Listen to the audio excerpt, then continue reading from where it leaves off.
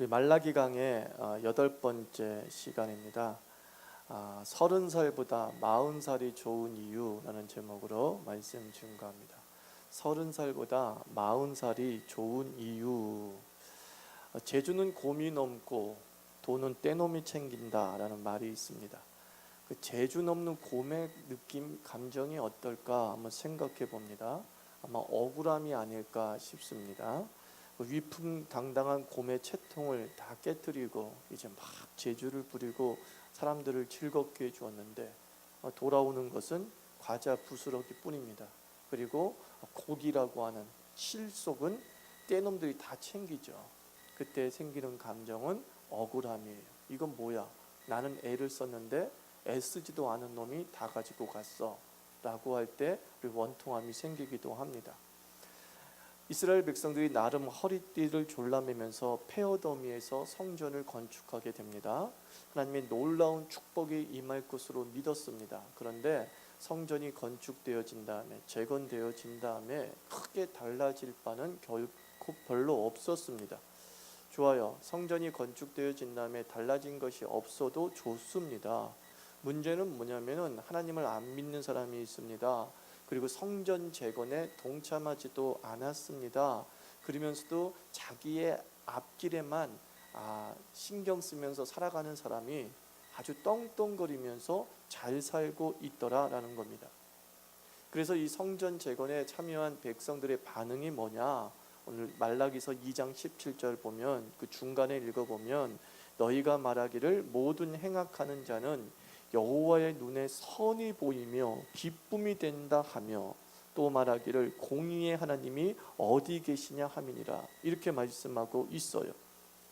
이스라엘 백성이 하나님께 뭐라고 얘기해요? 저 행악하는 자를 보세요.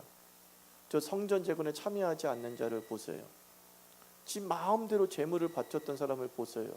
그런데 그런 사람들은 지금 너무 잘 살고 있어요. 하나님이 살아계신 것 도저히 믿지 못하겠네요.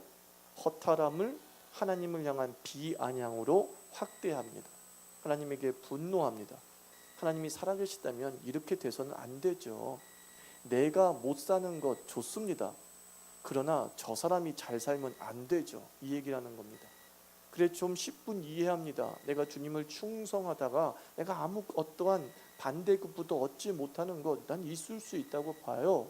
그러나 하나님 저 행악자가 잘 되면 안 되는 거죠. 기도 없는 자가 잘 되면 안 되는 거죠. 교회를 경건의 이익으로 재료로 삼는 자들이 뱃속을 채우면 안 되는 거죠. 라고 이스라엘 백성이 하나님께 말하고 있는 겁니다. 나는 특별 새벽 기도에 한 번도 빠지지 않고 기도했습니다. 배우자를 위해서 기도하고 아름다운 며느리, 좋은 사위를 만나게 달라고 기도했습니다. 그런데 특세 딱 한 번 나온 집안에서 갑자기 청첩장을 돌리는 거예요. 황망한 거죠. 그렇잖아요. 나는 그렇게 안 빠지고 기도했는데 특세 딱 한 번 나온 집안에서 우리 이번에 결혼해요. 우리 딸 이번에 결혼해요. 그때 황망한 거예요. 황망한 거예요. 하나님의 마음은 어떠합니까? 말라기서 2장 17절 보니까 너희가 말로 여호와를 괴롭게 한다라고 말하고 있습니다.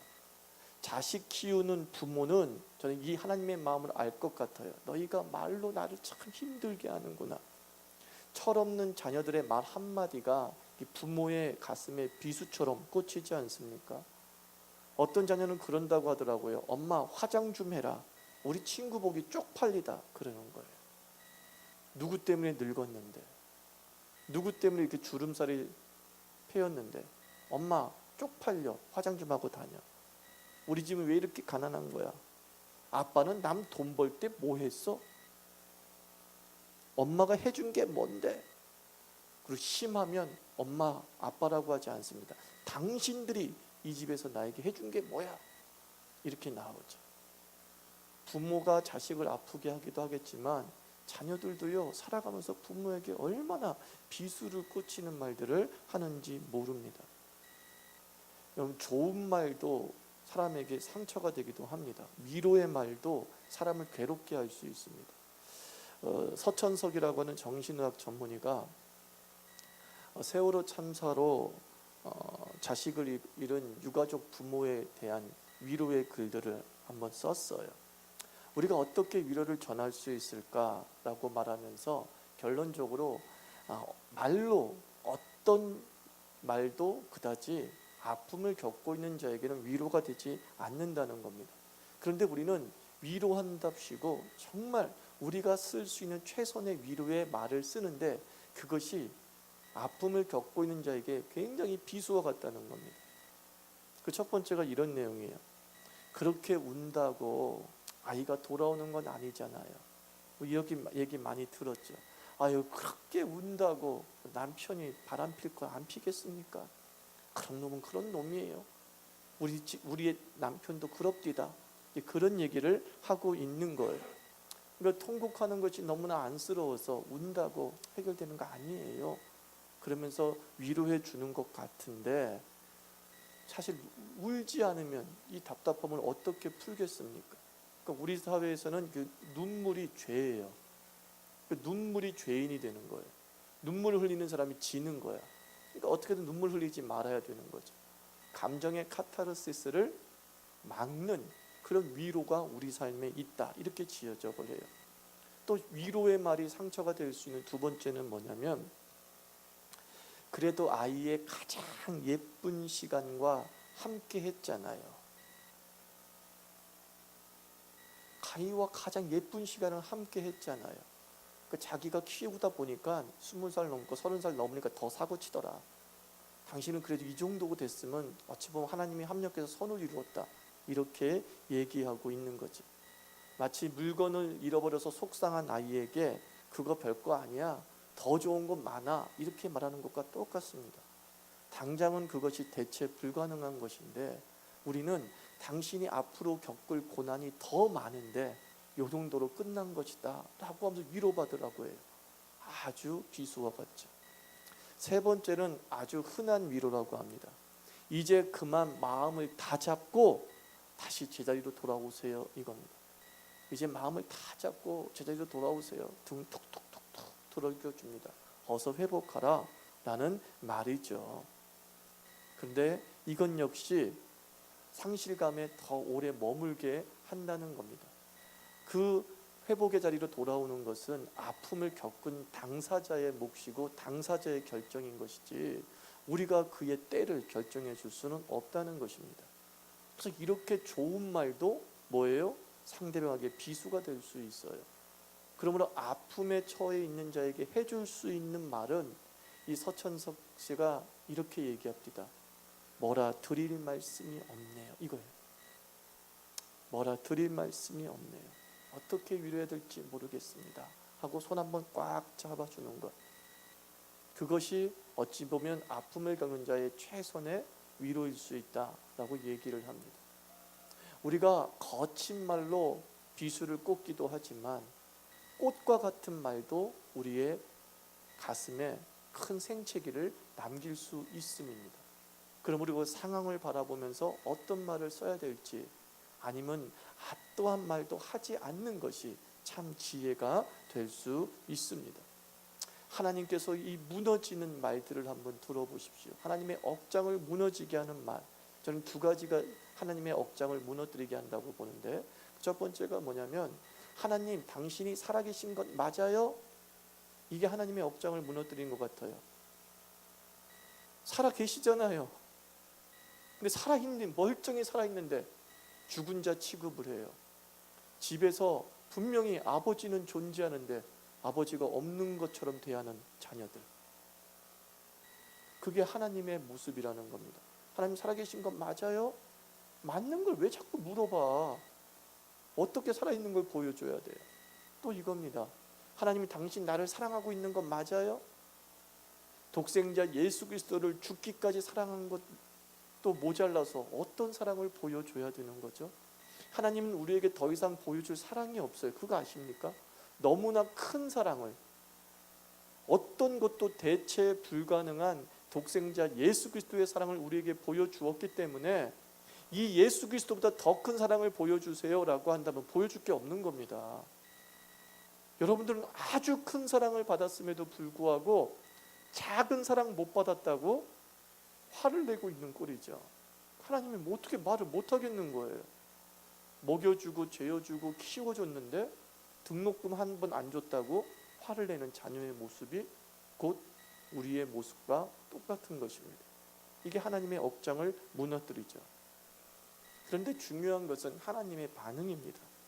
오늘 말라기서 3장 6절에서 이렇게 원망하고 하나님을 향해서 분노하고 세상의 불공평에 대해서 하나님께 모든 탓을 돌리고 있는 이스라엘 백성을 향해서 나 여호와는 변하지 아니하나니 그러므로 야곱의 자손들아 너희가 소멸되지 아니하느니라, 이렇게 말씀하고 있어요.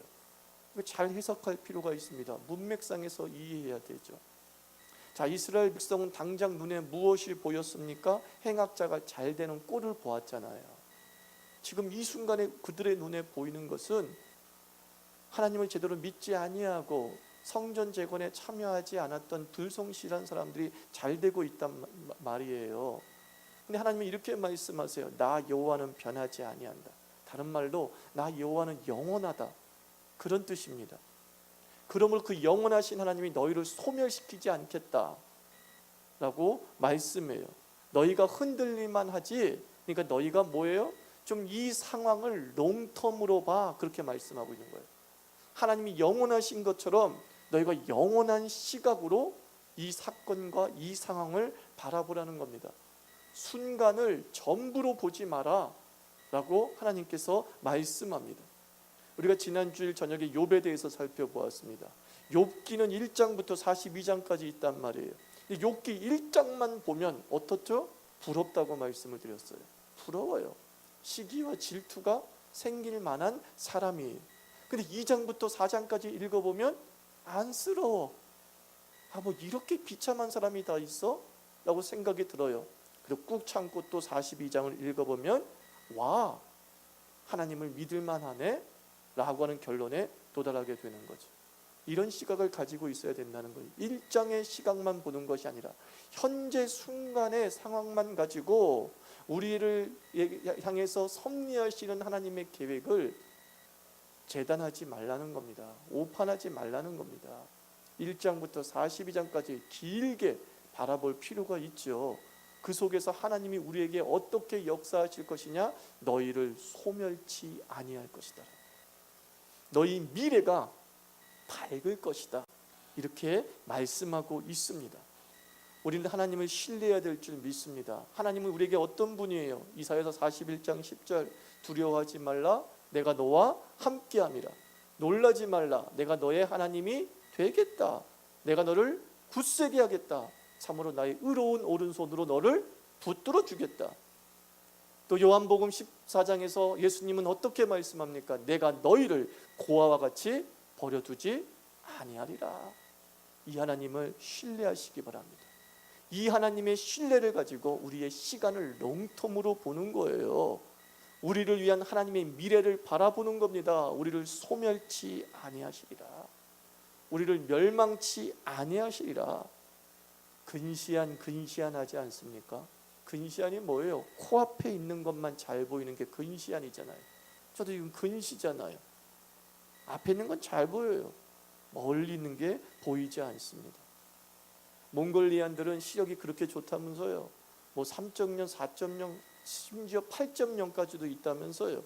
1000m 밖에 있는 사람들도 누군지 확인할 수 있다면서요. 그들이 왜 먼 데까지 볼 수 있는 시력이 생기죠? 먼 곳을 보는 훈련을 했기 때문이에요. 그냥 좋은 시력으로 태어나지 않습니다.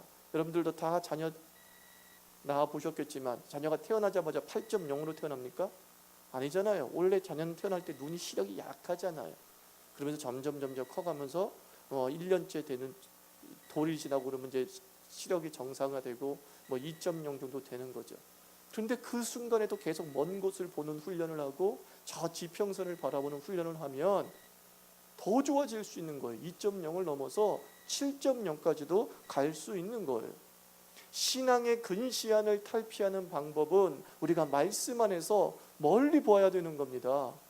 성경을 읽으면서 이 순간 나에게 은혜되는 말씀이 아니라 우리 인생 전체를 통과하는 하나님의 말씀의 의미들을 찾아 나갈 수 있어야 되는 거예요. 내가 당장 이 말씀은 나에게 부담이 되고 이 말씀은 나에게 희생을 강요하는 것 같지만 그 부담과 희생이 10년이 지나고 20년이 지난 뒤에 얼마큼 나에게 복이 될 것인가에 대한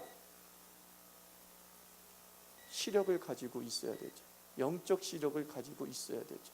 그것의 출발은 무엇이에요? 하나님에 대한 무한 신뢰. 하나님은 나에게 좋은 것을 주시는 분이시다. 나를 가부와 같이 고아와 같이 버려두는 분이 아니시다.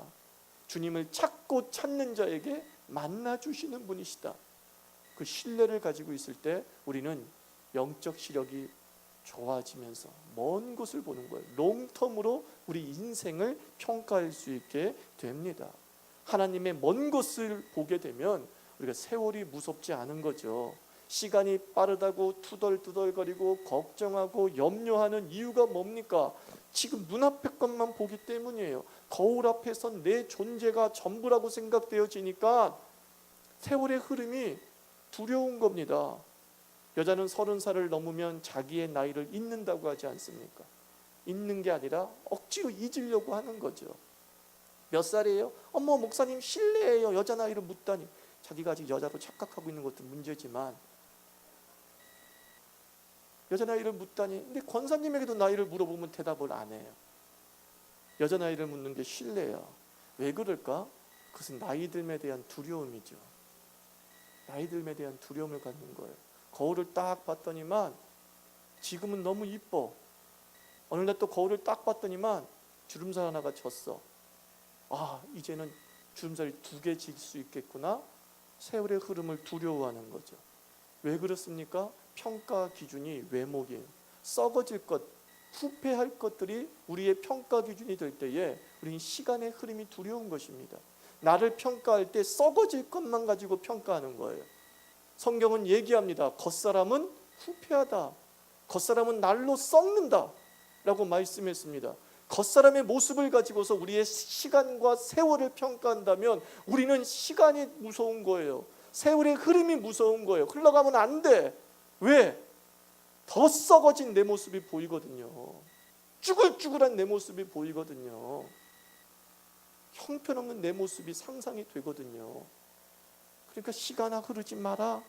시간이 빨리 안 갔으면 좋겠다. 더디 갔으면 좋겠다 라는 겁니다. 반면에 하나님을 사모했던 이스라엘 백성과 그리고 초대교인들은 어떠했습니까? 마라나타 주 예수여 어서 오시옵소서. 무슨 뜻이에요? 시간아 빨리 가라 그런 뜻이잖아요. 시간아 빨리 가라.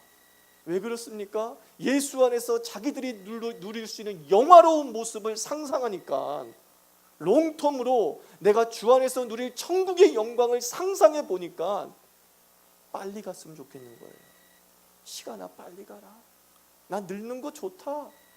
내 나이가 60이 빨리 되는 것도 좋다. 왜? 주를 만날 날이 가까워졌으니까. 평가 기준이 외모가 아니에요. 그 날을 사모하고 그 나라를 사모하고 그리고 내가 더 믿음 있는 자의 모습으로 서는 것을 상상하게 될 때에 시간의 흐름을 즐거워하는 거죠. 30살보다 40살 되었으면 더 좋겠습니다. 40살보다 50살이 되었으면 더 좋겠습니다. 왜? 50살이 되었을 때에 내 믿음을 상상해 보니까 너무 흥분이 되는 거야.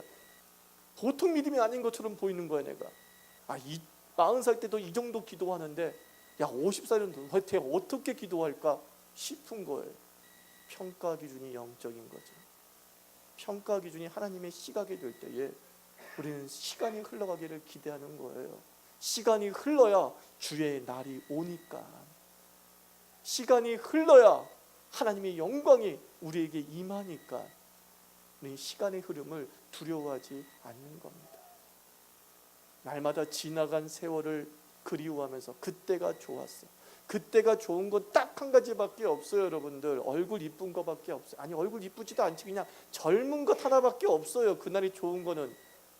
그날이 좋은 건 젊은 거 하나밖에 없어요. 그래, 여러분의 인생을 한번 돌이켜보시면서 평가해 보시죠. 지금은 20살 때보다 더 좋은 이유가 뭡니까? 나에게는 자녀가 있어요. 내가 일을 하고 있어요. 내가 남들을 먹여 살리고 있어요. 내가 새벽에 기도하고 있어요. 내가 주일날 예배를 안 빠져요. 젊을 때 그랬나요? 젊을 때 교회 안 나왔잖아요. 그죠? 그날이 뭐가 그렇게 그리워요? 그날에 돌아가고 싶어요. 지금이 얼마나 행복한지. 아니, 앞으로 우리에게 주어질 하나님의 시간이 얼마나 복될지, 그리고 내 믿음이 얼마나 깊어질지를 상상해 볼 때에 우리는 시간아 오라 라고 말할 수 있는 거예요. 세월아 오라 라고 말할 수 있는 겁니다. 나이 들면서 내가 할 일이 줄었다가 아니라 내가 한 일이 많아졌구나, 이렇게 생각해 볼 필요가 있습니다. 예수 더 잘 믿고 천국에 대한 소망이 더 강한 나를 하루 빨리라도 보고 싶어하는 마음, 그 마음 바로 하나님에 대한 무한 신뢰에서 비롯되어지는 신앙 고백이라고. 하나님은 나를 위하신 분이시고 하나님 아버지는 나를 위해 미래를 계획하시고 섭리하시는 분이라고 하는 철저한 신뢰를 갖고 있을 때에 우리 내일이요 어서 오라 라고 말할 수 있는 겁니다. 하나님께서 우리에게 미래를 축복하시기 위해서 하시는 첫 번째 일이 있는데, 그게 뭐냐면 사자를 보내신다, 이런 말씀을 해요. 3장 1절 보면 만군의 여호와가 이르노라, 보라 내가 내 사자를 보내리니 그가 내 앞에서 길을 준비할 것이요 또 너희가 구하는 바 주가 갑자기 그의 성전에 임하시리니 곧 너희가 사모하는 바 언약의 사자가 임하실 것이다 라고 말씀합니다. 사자가 두 명이 나오죠. 네 사자, 언약의 사자. 구속사적으로 얘기하면 이 네 사자는 세례 요한을 일컫습니다. 예수 그리스도의 길을 예비한 세례 요한을, 그리고 언약의 사자는 예수님을 말씀합니다. 미래에 누려야 될 복이 뭐냐? 메시아가 임하신다라는 겁니다. 우리가 미래를 기대하고 시간이 흘러가기를 소망하고 세월의 흐름을 결코 두려워하지 않는 이유가 무엇이냐? 우리의 구속자 되신 예수가 우리에게 더 한 걸음 한 걸음 가까이 온다는 거예요. 그것이 미래를 사모해야 될 이유 중에 하나입니다. 그 예수님의 핵심 사역이 뭐래요? 2절 3절 읽어보니까 그가 임하시는 날을 누가 능히 당하며 그가 나타나는 때에 누가 능히 서리요? 그는 금을 연단하는 자의 불과 표하는 자의 잿물과 같을 것이라. 그가 은을 연단하여 깨끗하게 하는 자같이 앉아서 레위 자손을 깨끗하게 하되 금은같이 그들을 연단하리니 그들이 공의로운 제물을 나 여호와께 바칠 것이다 라고 말씀해요. 이 2절과 3절의 핵심 단어가 뭐예요? 깨끗하게 하심. 이게 핵심 단어예요. 예수님께서 이 땅에 오셔서 우리에게 미래를 선물해 주시는데, 그 미래를 선물하시는 그 예수님께서 1차적으로 그의 백성에게 하시는 일이 뭐냐? 깨끗하게 하심이에요. 죄죠, 죄. 죄를 사하여 주시는 거죠. 하나님과 우리 사이에 갈라섬이 있고 우리가 이 인생의 고통을 느끼는 결정적인 이유가 뭐죠? 죄 때문이라고 말씀하잖아요.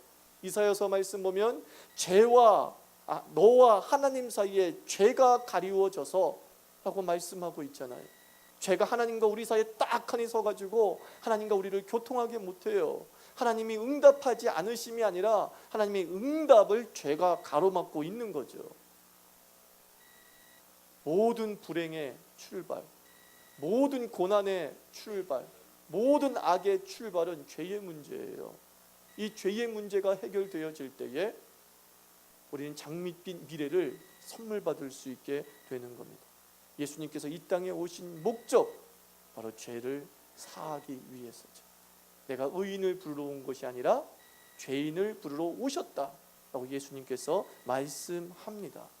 하늘의 은혜를 맡고 있는 죄를 걷어낼 때에 우리는 지성소, 하나님을 만날 수 있고 은혜가 베풀어지는 그 보좌 앞에 담대히 나아갈 수 있게 되는 겁니다.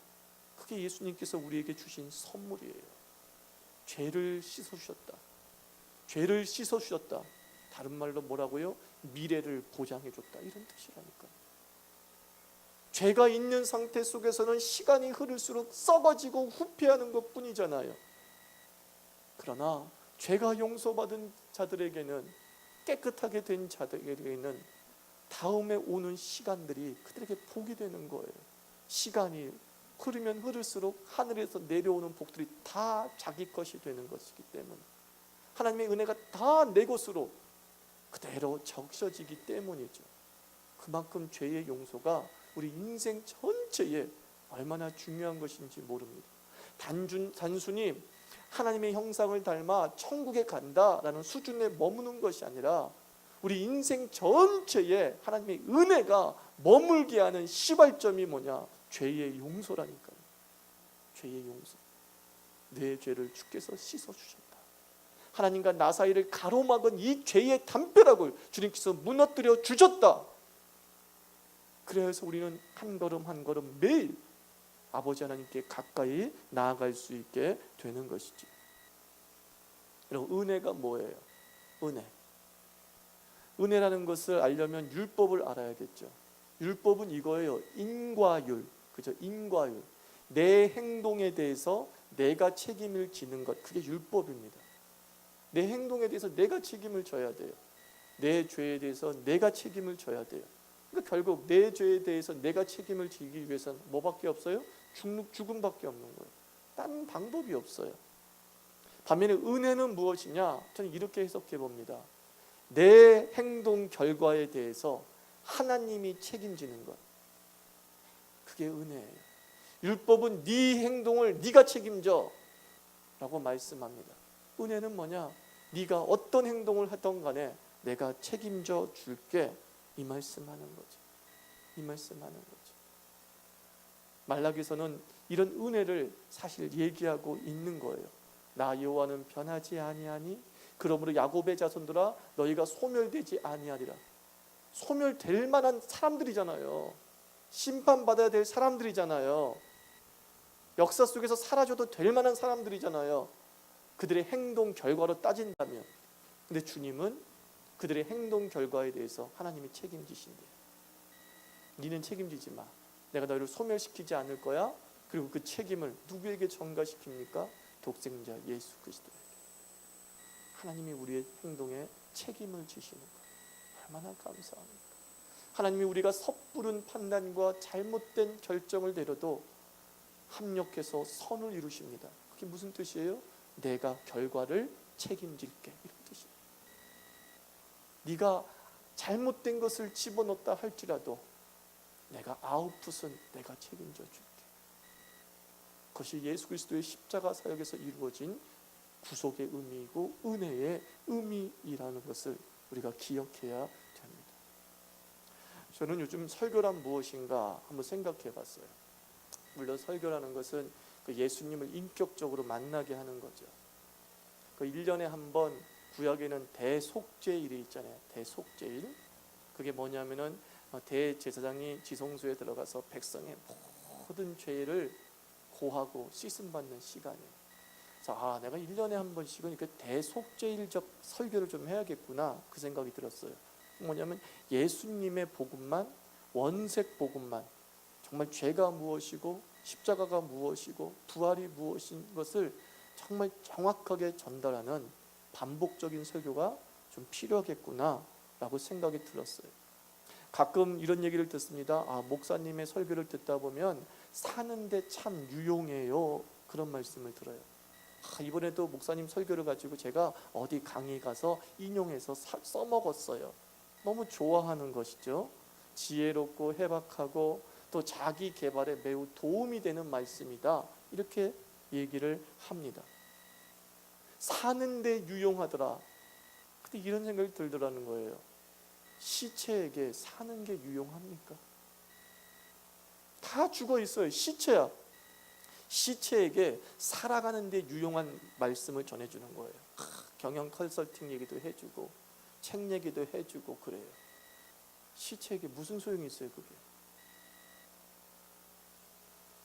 지금 필요한 말씀이 뭡니까? 사는 데 필요한 말씀이 아니라 살리는 말씀이 필요하지. 살려놔야 그 다음에 사는 데 필요한 말씀이 적용되어지는 거지. 죽은 자에게 아무리 사는 데 필요한, 이번에 어디 가면은 어느 마트에 가면 싸게 살 수 있어, 시체한테 얘기하고 있어. 밥을 맛있게 끓이는 법을 내가 가르쳐 줄게. 시체한테 얘기하고 있어요. 아무 의미가 없다는 거죠. 살리는 말씀, 그것은 예수의 복음밖에 없는 줄 믿습니다. 이 예수의 복음을 원색적으로 온전히 전해야지만이 그 다음부터 적용의 말씀, 예수 그리스도께 살림받은 그 백성이 어떻게 예수 그리스도를 닮아가며 살 수 있을까, 그 말씀이 2차적으로 적용되는 게 아닐까 싶습니다. 살아난 존재, 그리고 살아난 그 존재임을 느끼게 하는 그 메시지가 매우 필요하구나 하는 것을 새삼스럽게 깨닫습니다. 여러분, 우리가 살아난 존재다, 우리가 예수 그리스도 안에서 생명을 얻은 존재다 라고 하는 것을 느끼는 여러 가지 도구들이 있는데, 저는 그 중에 하나가 뭐냐면 아픔이라고 생각해요. 시체는 아픔을 모릅니다. 맞죠? 시체에게 아무리 바늘로 콕콕 찔러도 아야 아야 아파 라고 하지 않습니다. 아프다는 게 뭐죠? 나는 살아있다라는 뜻이에요. 고통을 느낀다는 게 뭡니까? 나는 살아있다라는 뜻입니다. 깨끗한 사역을 하시기 위해서 예수님께서 이 땅에 오시는데 2절과 3절에서 그 깨끗한 사역을 그림원으로 표현하기를 은을 연단하듯이 라고 표현하고 있어요.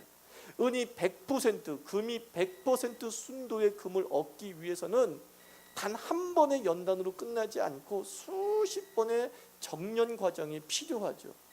그리고 난 다음에 비로소 100%의 순도의 금과 은이 생산되게 되는 것입니다.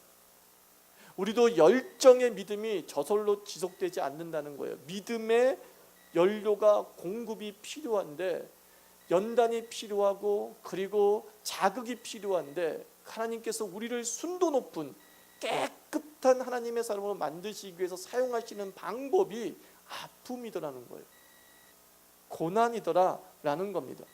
수시로 아픔을 통해서 열정이 타오르게 하는 것이죠. 그 아픔 때문에 주 앞에 가까이 나아가는 거죠.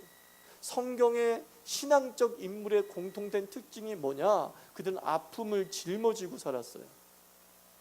아픔 없이 하나님 앞에 거룩한 신앙으로 선 성경의 인물을 우리가 찾아볼 수 없습니다. 더 신기한 건 뭐냐? 그 아픔 때문에 하나님과 멀어지지 않더라는 것입니다. 우리는 그 아픔과 고난이 신앙을 약하게 만들 거라고 생각하지만, 하나님이 선택한 사람, 하나님의 손에 붙잡힌 사람은 그 아픔 때문에 하나님과 더 가까워져요. 그 아픔 때문에 기도의 깊이가 더 깊어져요. 그 고난 때문에 그 말씀의 깨달음이 수준이 높아지는 것입니다. 그래서 다윗이 뭐라고 시편 119편에서 고백합니까? 고난받는 것이 내게 유익이라 그랬어요. 이로써 내가 하나님의 뜻을, 하나님의 율례를 깨달았다 하고 고백하고 있는 것을 보게 됩니다. 아픔을 통해서 하나님 우리를 더 정련시켜 나아가는 것입니다.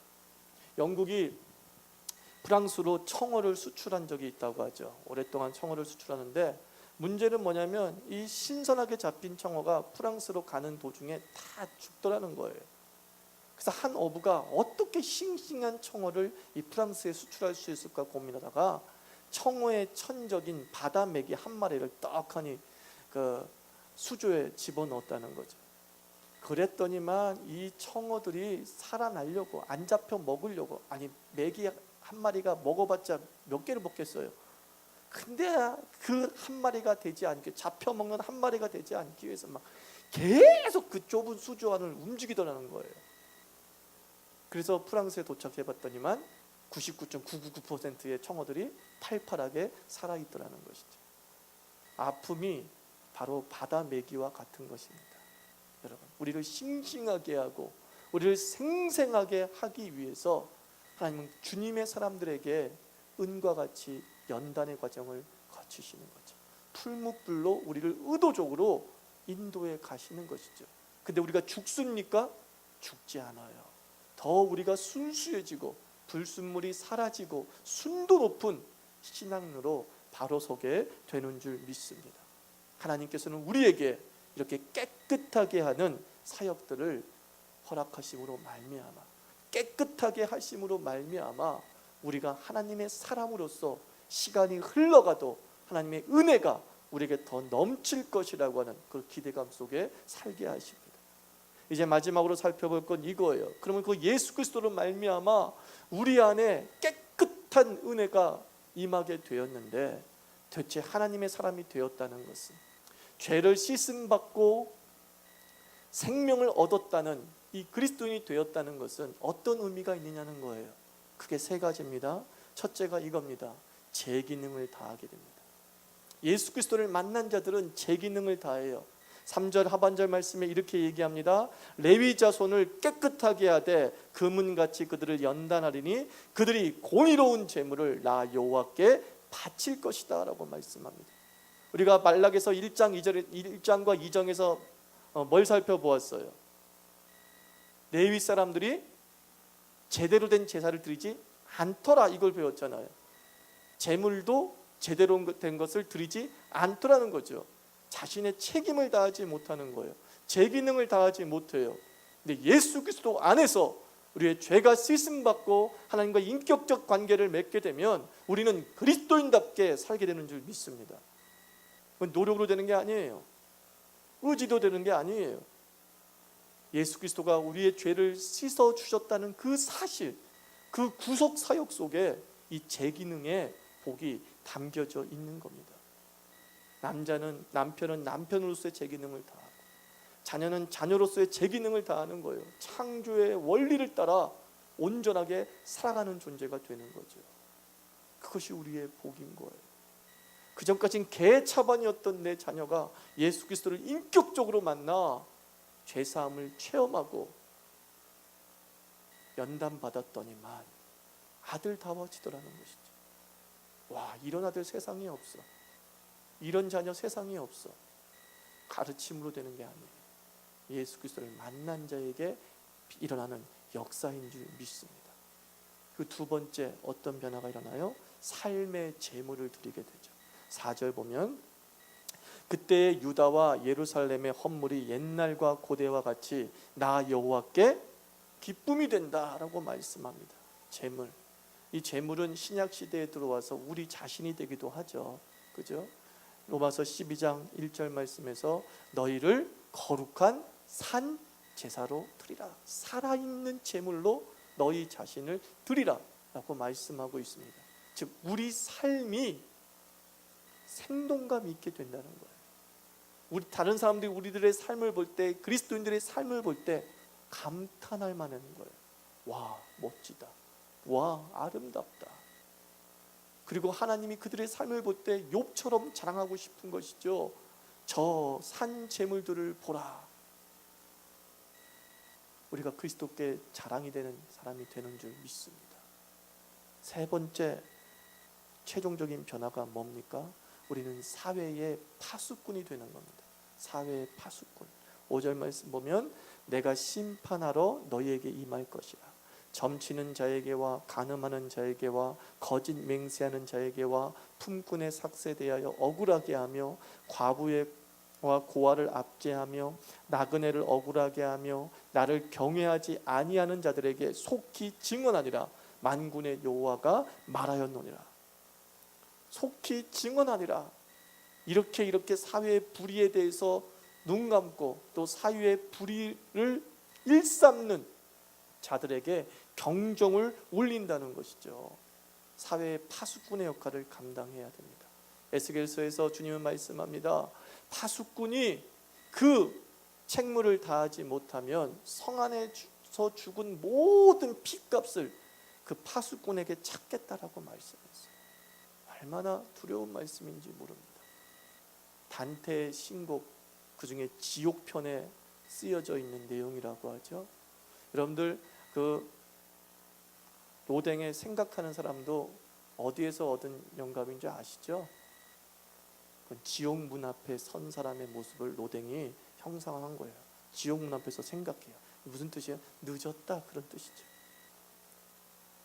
이 단테의 신곡의 지옥편에 이런 얘기가 있습니다.